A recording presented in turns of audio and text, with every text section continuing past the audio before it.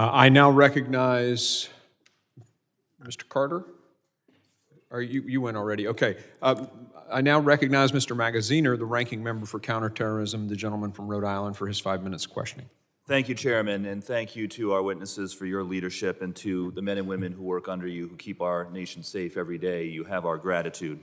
And to Ranking Member Thompson and Chairman Green as well for calling this hearing.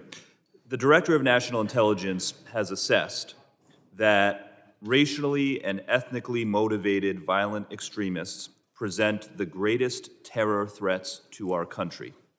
And I believe in your opening statements, our witnesses verified that assessment today. Racially and ethnically motivated violent extremists present the greatest terror threats to our country. Yet, as I've been listening, not one member from the other side of the aisle has focused any of their remarks or questions on what the DNI and our witnesses have identified as the greatest terror threat to our country. So I'm going to spend my time today talking about this and asking you about it. Because we know that over the last 5 years, more Americans have been killed on our soil by racially motivated extremists than any other type of terror. We saw it in El Paso, Texas, where a racially motivated extremist killed 23 people in an attack explicitly targeting Latino and immigrant communities. In Buffalo, New York, where a racially motivated extremist targeted the black community, killing 10 people. Allen, Texas, where an extremist espousing anti-Semitic and neo-Nazi ideology shot up a mall, killing 8 people. Over the past decade, 145 Americans killed on U.S. soil in domestic extremist attacks, primarily racially and ethnically motivated. The FBI currently has 2,700 open domestic terrorism cases, and anti-government extremism poses a growing threat as well. We just learned the horrifying news that an associate of a January 6th defendant pleaded guilty to conspiring and plotting to murder 37 FBI employees in Chattanooga for the admitted purpose to retaliate against government conduct. And of course, in the wake of the October 7th Hamas terrorist attack in Israel, we are seeing a significant rise in anti-Semitic and Islamophobic violence across the country. The Anti-Defamation League reports that anti-Semitic incidents of harassment, vandalism, and assault have increased by 388% over the same period last year. Just this week, a Michigan man pleaded guilty to threatening to commit a mass shooting against the Jewish community. The Council on American Islamic Relations has similarly reported a 216% increase. And of course, we are all familiar with the tragic death of a 6-year-old Palestinian American who was horrifically killed in a hate crime a few weeks ago. So, given that this has been identified as the greatest terror threat facing our country, I'd like to give each of you an opportunity, starting with Director Wray, to talk about specifically racially and ethnically motivated extremism.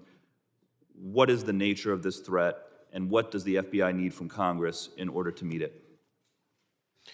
So first, a point of clarification. And when we talk about the greatest threat to the homeland is lone actors or small groups, typically radicalized online, using easily accessible weapons to attack soft targets. And that group of lone actors includes both, as you rightly say, domestic violent extremists, as well as, though, that's the clarification, homegrown violent extremists who are individuals here who are inspired by foreign terrorist organizations. So that's what we call it at the highest threat level. Second, when it comes specifically on the domestic violent extremism side, domestic terrorism side, it is the case that over the last several years, the most lethal activity has been conducted here in the homeland by racially motivated violent extremists in terms of the most lethality. And then there's a second category, which you also noted in your question, which is anti-government, anti-authority violent extremists, which is distinct, sometimes overlaps a little bit, but it's distinct from the racially motivated. Is that, for example, what we saw on January 6th, the anti-government or inspired by? That would be one variation on it, but so would the violence that we saw in the summer of 2020. Anarchist violent extremism is all in the category of anti-government, anti-authority violent extremism, and we've seen a lot of both.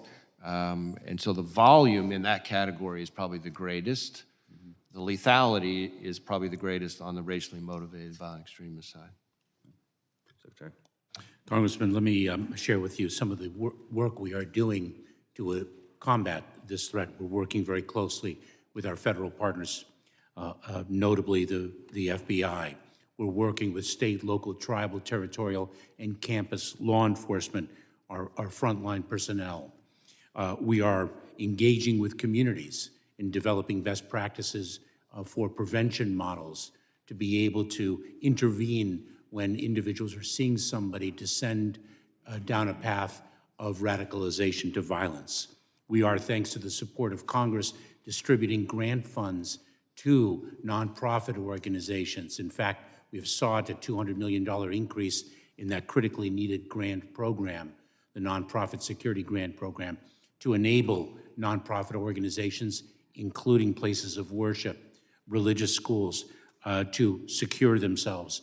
We have protective security advisors in every state providing advice as to how facilities, places of gathering can best secure themselves. Those are some of the steps that we are taking to combat this threat in an environment of critically needed partnership. And if I may, Mr. Chairman, if it's okay, just to answer the question. Racially and ethnically motivated violent extremism over the last 5 years, as you noted, has created the most lethality for Americans, especially here in the homeland, but it is a global threat. At the National Counterterrorism Center, we're focused on issues that have a foreign nexus, and we would say that racially ethnically motivated violent extremism certainly has a foreign nexus. When you look at the motivation behind a shooter in New York who goes to a supermarket and kills Black Americans, that is motivated by manifestos that we see from New Zealand and from Norway, and actually inspired later attacks that we saw in Slovakia. And so understanding the global dynamics around this type of terrorism, I think, is a really important piece of what we're doing to try and keep up with an evolving threat dynamic that is affecting many countries. Thank you for your work in this area. I yield back.